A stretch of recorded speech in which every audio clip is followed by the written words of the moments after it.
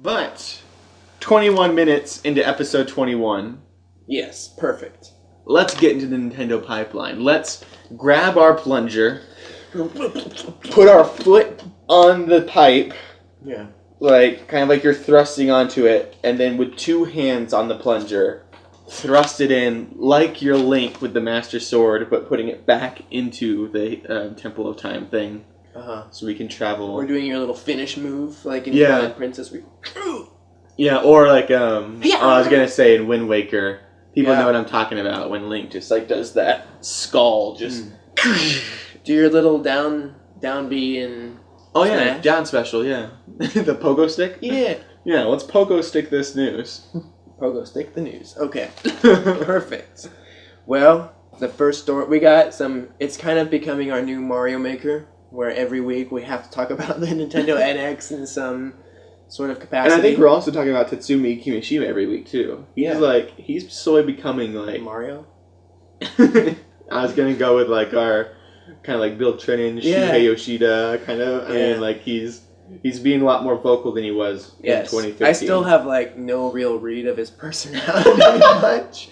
Like it's like some of his pictures, it's like kind of a smile there. Like, is he a happy man or is he really stern and serious? And he's part of Nintendo. He's gotta be like gotta have a child's heart somewhere in there. Yeah, I think he is a brilliant, fun man. Yeah. I have no idea. That is my synopsis of Tatsumi. He could totally be that. I have not watched like really any interviews with him. I've never seen him really come out and.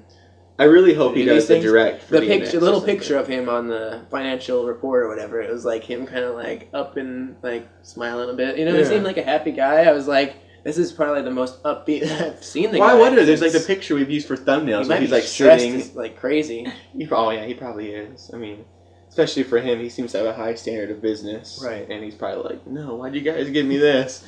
But there's a picture of him sitting, and he's like looking off to the to the right, and he's on the right of the picture. We've used it for thumbnails, and if you Google him, you'll see it. Very smiley. And behind him is a screen that says Nintendo, and it has Mario on it, and it looks like he's sitting in a chair, like being interviewed. And I'm just like, where is this footage? Yeah. You know, honestly, I don't know if I've actually looked. Well, it could be like maybe it was from a magazine or something, and they just like captured a. Snapchat and they were interviewing him, and yeah.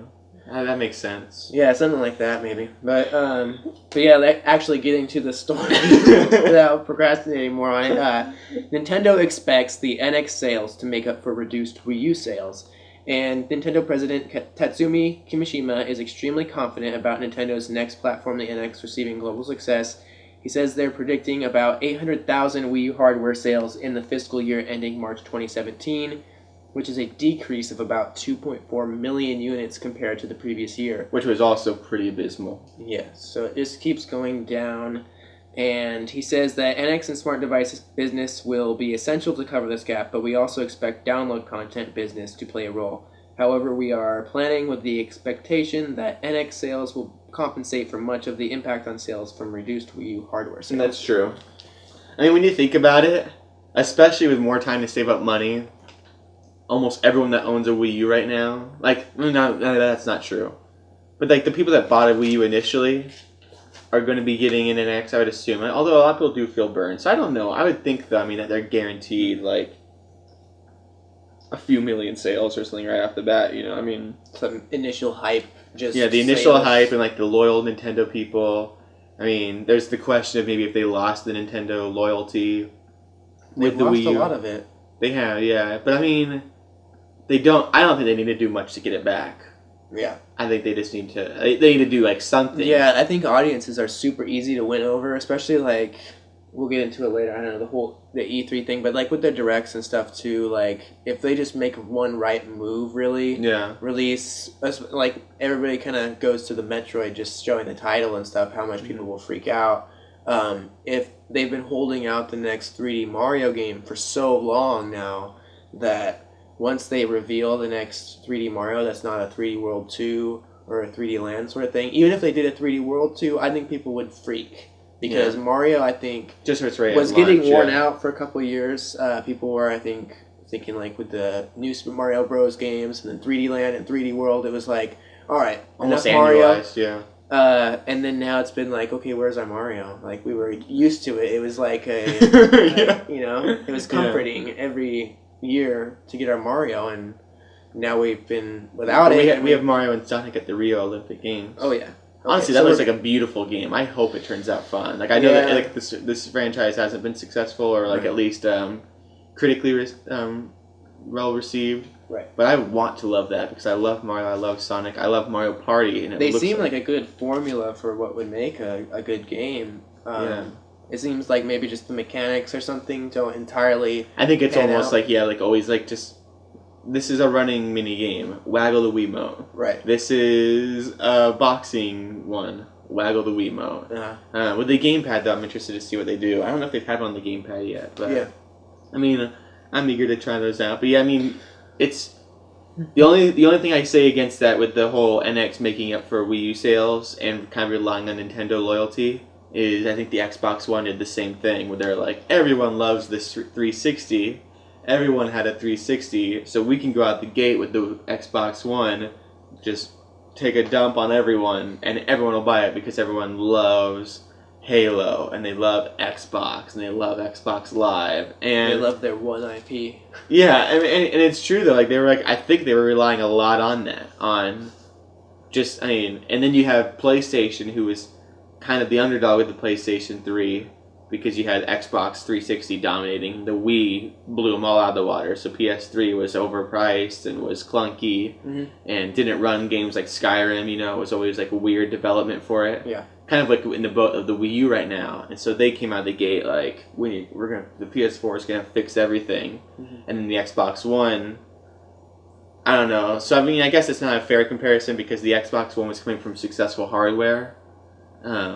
And Nintendo's just kind of coming from failed hardware, but a successful brand, and so it's gonna be an interesting situation where it's just like, what is gonna happen? I feel like there's no guarantee with the NX of it's gonna sell well because Nintendo. It's like, well, that doesn't mean as much anymore, and it's like, oh, it's gonna sell well because they're gonna fix the wrongs. We're like, are they gonna fix the wrongs because we've seen Nintendo ignore problems before? So it's just, I don't know. I think with how much business experience Tatsumi Kimishima has, I feel like he knows what he's talking about. He kind of, like we've heard him say before in the past, that he doesn't think, or didn't think the Wii U would do well, or not necessarily he said that, but they like didn't trust the name of it. Right. Didn't trust the marketing of it. Like he was like, you guys need to really communicate this much more differently than you are now.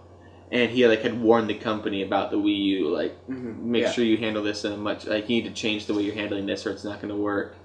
And they ignored him, and then the Wii U turned out the way it did, and now he's stepping in. And so I have a faith in him that he seems to know what he's talking about. It seems kind of sketchy because he's so mysterious.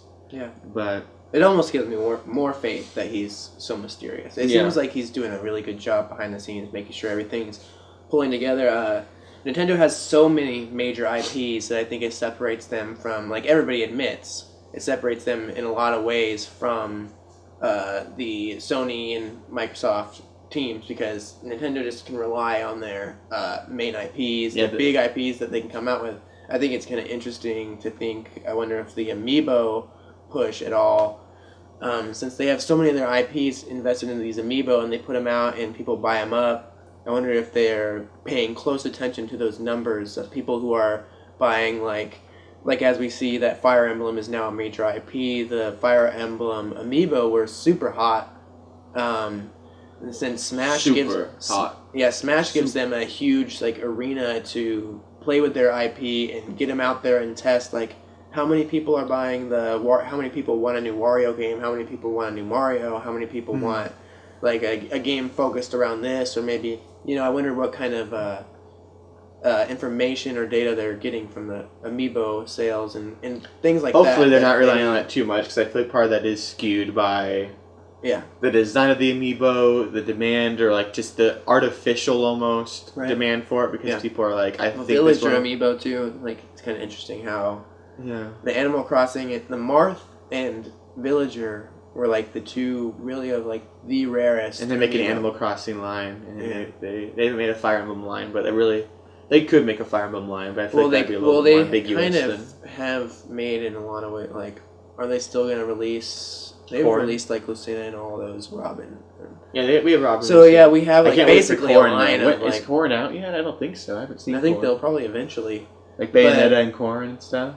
But it's just interesting that the Villager and Fire Emblem now they've made mobile games based on those two franchises. Oh yeah, interesting too. And they had the Amiibo Festival and stuff for Animal Crossing. Yeah, I wonder if they really want to sell NXs though, they just need to launch the NX with an Amiibo. Yeah. Like launch it with an exclusive NX Amiibo. Yeah. And it's just the NX. Or it's just like Tatsumi Kimishima in Amiibo form, going like this, holding his arms up in an X. Yeah, it's just an X statue or something like that. Yeah, or just the letter X as an Amiibo. Or maybe... They really need to get to the point where they do the whole games are on Amiibos. Yeah. Well, they Like- kind of had that with the NES tap thing, right? You can tap your Amiibo and you get an NES game. That needs to be the full game. Yeah. Yeah, I'm interested to see what they do with the NX with the Amiibo, because I feel like if they can come out right out of the gate with like a really fun way to integrate Amiibo into the NX, like here, like I would assume your Mii is going to be pretty essential in the NX. Mm-hmm. It's going to be like your avatar once again, and maybe if you can like transfer over your Miitomo stuff or like unlock costumes with your Amiibo, that could be really cool for people. Yes. What are you doing? No, I'm just like, wow, it's a big show we got going on here.